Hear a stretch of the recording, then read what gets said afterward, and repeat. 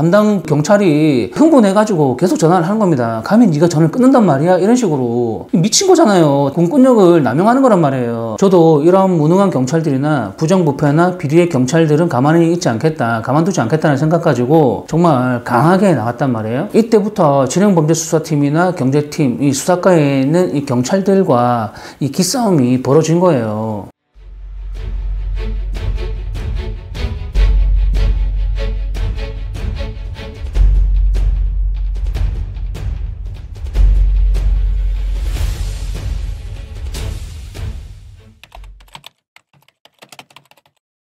안녕하십니까, 강정입니다. 저번 시간에 살인 미수에 대해서 사건 프로파일링을 진행했었습니다. 프로파일링을 진행하는 과정 속에서 헌법 제12조에 대해서도 설명을 드렸고 헌법 제13조에 대해서 설명을 드렸는데요. 모든 국민은 형사상 자기에게 불리한 지수를 강요당하지 아니한다라고 설명을 드렸는데요.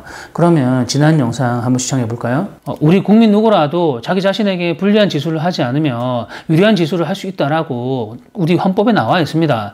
형사소송뿐만이 아니라 우리 헌법에 명확하게 나와 있는 부분이거든요. 헌법 제12조 모든 국민은 신체의 자유를 가진다. 누구든지 법률에 의하지 아니하고는 체포, 구속, 압수수색 또는 신문을 받지 아니하며 법률과 적법한 절차에 의하지 아니하고는 처벌, 보안, 처분 또는 강제 노역을 받지 아니한다. 이 모든 국민은 고문을 받지 아니하며 형사상 자기에게 불리한 진술을 강요당하지 아니한다. 제가 이렇게 영상을 촬영하고 편집해서 여러분들께 보여드리는 이유는 경찰에게 전화 온다고 해가지고 무작정 쫄지 말라는 얘기고요. 이번에는 헌법 제13조이고요. 헌법 제13조가 무엇인지 제가 한번 읽어봐 드리도록 하겠습니다. 모든 국민은 행위 시에 법률에 의하여 범죄를 구성하지 아니하는 행위로 소추되지 아니하며 동일한 범죄에 대하여 거듭 처벌받지 아니한다라고 되어 있습니다. 저 같은 경우 지난 2년 동안 유튜브 활동을 하면서 변호사라던가 탐정조사 서비스 사업을 하고 있는 그런 업자들한테 형사고소를 4번이나 당했고요. 그런데 한 번은 무죄 판결을 받았고 3번은 무혐의 처분을 받았습니다. 그런데 또 이번에 업무방해와 명예훼손으로 고소가 들어온 거예요. 그래서 제가 고소장을 훑어보니까 이거는 헌법 제13조에 해당이 된다. 동일한 사건으로 소추되지 아니하며 신문을 받지 아니한다라고 이렇게 나와 있거든요. 헌법에. 담당 수사관은 범죄수사규칙에도 나와 있고 형사소송법 제200조에도 나와 있기 때문에 추석 요구를 할 수 있다라고 주장을 하면서 저한테 나와달라고 얘기를 하는 겁니다. 이게 무슨 말이냐면 이 공무원은 이 권위의식에 찌들어가지고 네가 뭔데 그거를 판단하느냐. 이 모든 사건의 진위 여부는 내가 판단하겠다. 내가 전문가니까 내가 판단하겠다. 이런 내용이거든요. 일단 와서 진술을 하고 그 다음에 그 판단 여부는 내가 하겠다. 이런 얘기란 말이에요. 저도 방송을 타지 않아가지고 유명하진 않지만 저도 국내에서 손꼽히는 프로파일러란 말이에요. 담당 경찰이 오라고 한다고 오고 그러면 가오가 떨어지지 않습니까? 이때부터 진행범죄수사팀이나 경제팀, 이 수사과에 있는 이 경찰들과 이 기싸움이 벌어진 거예요. 저도 이런 무능한 경찰들이나 부정부패나 비리의 경찰들은 가만히 있지 않겠다, 가만두지 않겠다는 생각 가지고 정말 강하게 나갔단 말이에요. 그래서 담당 형사를 업무방해죄와 스토킹 관련 처벌법에 의한 법률 위반으로 형사고소를 넣었습니다. 그리고 청문감사실에 그 행정처분에 대한 그 진정을 넣었고요. 그렇게 되면 이 형사도 피의자가 되는 거지 않습니까? 이 피의자에게 제가 조사를 받을 수가 없는 거거든요. 그렇기 때문에 이 담당 형사는 기피 대상자가 되기 때문에 기피 신청을 할 수가 있는 거예요. 그런데 여러분들께서도 뉴스를 보셔서 아시겠지만 자기 식구 감싸기 이런 얘기를 많이 들어보셨지 않습니까?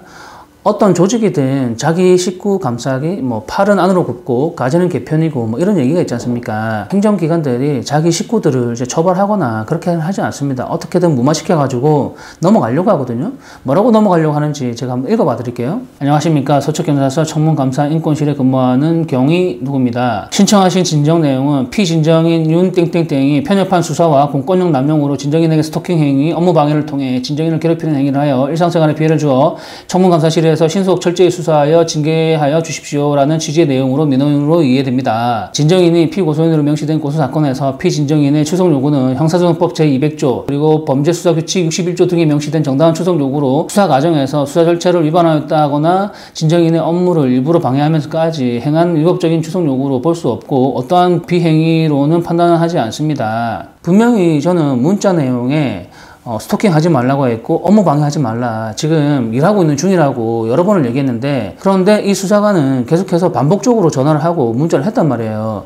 반복적으로 전화하는 이유가 뭐겠습니까? 제가 강력범죄도 아니고 도주의 우려가 있는 것도 아닌데 이렇게 계속 연속으로 전화를 하는 거는 피해를 주는 거고 우리 국민에게 불안감을 주는 거지 않습니까? 자신도 이제 흥분해가지고 기싸움에서 지지 않으려고 하는 거고 이미 이성을 잃어가지고 판단력을 잃은 겁니다. 그러니까 제가 좀 이따 전화를 한다고 끊으면 또다시 전화를 하고, 좀 이따 전화를 드리겠다고 하면 또다시 계속 전화를 하고, 이게 흥분해가지고 계속 전화를 하는 겁니다. 감히 네가 전화를 끊는단 말이야? 이런 식으로.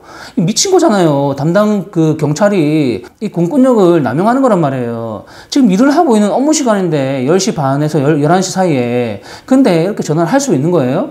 업무 끝나고 전화를 한다고 했으면 기다리면 되는 거 아닙니까? 그렇지 않나요? 이런 경우는 분명히 상대방이 문자로 스토킹을 하지 말라고 얘기했고 업무 방해를 하지 말라고 얘기를 했단 말이에요. 그렇게 고지를 했기 때문에 또다시 전화를 하거나 계속 반복적으로 전화를 하게 된다면 상대방에게 업무를 방해할 수 있겠다라는 생각이 들 수도 있는 거지 않습니까? 이런 게 미필적 고의라고 얘기를 하는 겁니다. 뉴스를 보면 경찰관들이 맨날 폭행 사건에 있어가지고 이거를 뻥튀기 해가지고 살인 미수라고 뒤집어 씌우지 않습니까? 그 이유가 뭐냐면 미필적 고의라는 그런 이유거든요. 이런 경우가 미필적 고의라고 얘기를 하는 거예요. 그런데 힘없는 국민들에게는 미필적 고의가 해당이 되고 자신들에게는 미필적 고의가 해당이 안 되는 거예요. 지네들한테는. 이런 경우를 보면 참 어처구니가 없지 않습니까? 이 힘이 없거나 법을 잘 알지 못하면 이런 식으로 이용당하거나 당할 수밖에 없는 겁니다. 범죄수사규칙 61조나 형사소송법 200조에 출석을 요구할 수 있다라고 얘기를 하고 있지만 출석을 요구할 수가 없습니다. 헌법 제13조에 법률 행위에 의하지 아니하고는 신문을 할 수가 없다라고 되어 있거든요. 신문이라는 거는 질문을 하면 답변을 하는 거거든요. 그 답변을 강요받지 않는 겁니다. 그러면 출석해서 뭐 할 겁니까? 저하고 얼굴 보면서 그냥 농담 까맣게 할 건 아니잖아요. 저한테 이 범죄 고소장에 대해서 신문을 할 거 아니에요.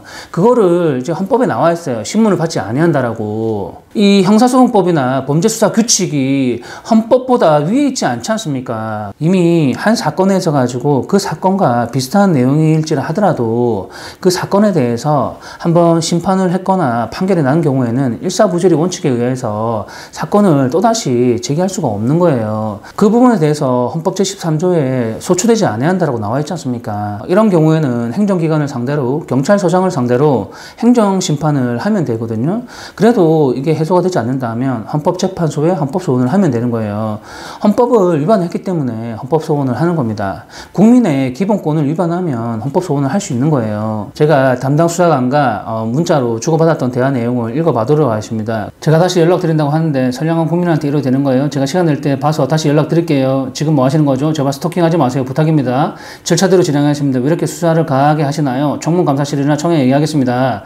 그렇게 하십시오. 공권력으로 국민을 괴롭히는 짓은 자제하세요. 지금은 2024년입니다. 저도 흥분한 것 같습니다. 제가 서초경찰서에 이 담당 수사관에게 이제 고소를 넣고 그리고 청문감사실에 진정도 넣었거든요. 그리고 이제 돌아오고 나서 일주일 넘었는데 정신을 못 차리고 또다시 문자가 온 겁니다. 이런 문자가. 안녕하세요. 일전에 연락을 드린 서초경찰서 수사 매팀 윤땡땡땡입니다. 피의자 출석일자 지정권으로 연락드립니다. 출석 가능일자 연락 바랍니다. 저하고 기싸움 하는 거예요. 네가 고소장을 넣든 뭘 하든 나하고 상관없다. 그래도 끝까지 진행을 하겠다. 이런 내용입니다. 피의자는 용어도 함부로 사용하지 마시고요. 제 얼굴 보고 싶으면 공부 좀 하시고요. 헌법재판소 헌법소원 넣을 겁니다. 범죄수사규칙에 수사관은 무고죄가 되는지도 함께 판단해야 된다고 되어 있죠. 고소인 임땡땡은 무고죄 수사까지 병행해서 조사를 하면 출석을 하죠. 저는 분명히 고소장에 대한 내용을 의사표시했고 자료도 보내야 된다 했는데 그쪽이 일방적으로 거절했고 무조건 나오라 했습니다. 헌법재판소에 헌법소원해서 자신 있으면 누구 말이 맞는지 한번 해보시죠. 쫄리면 돼지시던지. 자신이 있으면 행정심판하거나 헌법재판소 가가지고 누구 말이 맞는지 나하고 한번 겨뤄보자 이 얘기입니다. 고소장 보셨겠지만 고소인이 한 명 더 추가되었습니다. 그리고 당연히 무고 판단도 합니다. 수사 협조 부탁드립니다. 경찰관과 다툴 사안이 아닌 것 같습니다. 시나리오 쓰고 있는 미친 새끼가. 재간 사건이 아니라 구체적인 말씀 못 드리지만 수사관은 모든 사건에 기본적으로 무고 판단합니다. 일단 말씀하신 대로 인땡땡땡 이외에 고소인 관련 건도 과거 판단이 있었는지 다시 확인해 보겠습니다. 그리고 경찰관도 모든 사건을 다 열람할 수 있는 것도 아니라는 거 이해해 주시고 피의자의 조사는 경찰관도 가장 고된 업무 중 하나입니다. 할 필요가 없다면 누구보다 하기 싫은 업무라는 거 아셨으면 좋겠습니다. 좋습니다. 그럼 이전에 제출한 서류나 한번 보내주십시오. 한 발 물러난 겁니다. 부탁드립니다. 자료 검토 후 다시 연락드리겠습니다. 라고 이렇게 장문에 문자가 왔거든요. 그래서 제가 자료를 보내드렸어요. 마누라 관련된 얘기는 오래전에 소명을 해서 검찰에서 다 빠졌고 다 무혐의 처분을 받았다는 얘기죠. 당시에는 허위사실 적시였다가 이제는 사실 적시라고 합니다. 악의적이 고의적으로 처벌받게 하려고 온갖 고소를 남발합니다. 이런 게 무고가 아닌가요? 검토 후 다시 연락드리겠습니다. 담당 수사관하고 이렇게 대화를 주고받은 내용입니다. 법을 잘 알지 못하면 그냥 호구도 아니고 왔다 갔다 하면서 계속 경찰 조사를 받게 되는 거거든요. 지금 이 영상을 보시는 여러분들께서 어려움에 처해 있거나 이런 곤란한 상황에 처해 있다면, 그리고 탐정과 관련되어 있는 교육을 받고 싶어 하시는 분들은 상단에 있는 연락처로 저에게 전화를 주시면 되고요. 결국에는 제가 형사사건으로 진정을 넣어가지고 이 형사 같은 경우는 다른 경찰서에서 이제 수사를 받게 되는 거거든요. 그러다 보니까 이 담당 수사관이 이제 한 발 물러나가지고 그렇다면 자료를 보내달라고 얘기를 하고, 그리고 마지막에 조금 더 자료를 검토해보고 그 다음에 연락을 드린다고 하잖아요. 그러고 난 다음에 한참 시간이 지났지만 연락이 없습니다. 이런 경우 담당 수사관이 범죄수사규칙에도 나와 있지만 이 고소장을 받게 되면 담당 수사관은 무고에 대한 부분까지도 함께 검토를 하게끔 되어 있습니다. 처음부터 상대가 그냥 일반 민간인이 아니라는 부분을 인정을 하고 상대를 보고서 이렇게 얘기를 했었으면 이렇게까지 자신이 피해를 보는 그런 일은 없었지 않습니까? 정말 이렇게까지 해야 돼? 저도 사실 이 담당 수사관이 처벌받거나 징계를 받기를 원하지 않거든요. 저도 시간을 봐서 적당히 이제 취하를 할 생각이에요. 담당 수사관이 자존심을 굽히지도 않고 끝까지 이렇게 기싸움을 하다가 결국 어떻게 됐습니까? 저한테 법률적으로 조롱당하고 모욕적인 그런 말도 듣고, 이게 뭐예요, 이게 자존심 상하게. 자신도 이렇게 20년, 30년 근무한 경찰인데 그렇지 않습니까? 자존심 상하잖아요. 상대를 봐가면서 해야죠. 제가 이렇게 영상을 촬영하고 편집해서 여러분들께 보여드리는 이유는 경찰에게 전화 온다고 해가지고 무작정 쫄지 말라는 얘기고요. 법을 알아야지 당당하게 대응할 수 있는 거고, 국민으로서 기본권을 누릴 수가 있는 겁니다. 당당하게 대응을 해야 되지 않겠습니까? 요즘에는 제가 일을 한다고 유튜브 영상을 업로드를 잘 못했는데요. 그래도 구독을 취소하지 않고 끝까지 계속 시청을 해주시는 분들이 있어가지고 제가 감사하게 생각을 하고 있습니다. 조사 업무라던가 사건 분석할 만한 내용이 있다면 부담 가지지 마시고요. 저한테 언제든지 전화를 주시면 제가 무료로 상담을 해드릴 거고요. 상단에 있는 연락처로 전화를 주시면 제가 친절하게 상담을 해드리도록 하겠습니다. 오늘은 이쯤 하기로 하고요. 다음에 또 뵙도록 하겠습니다. 시청해주셔서 감사합니다.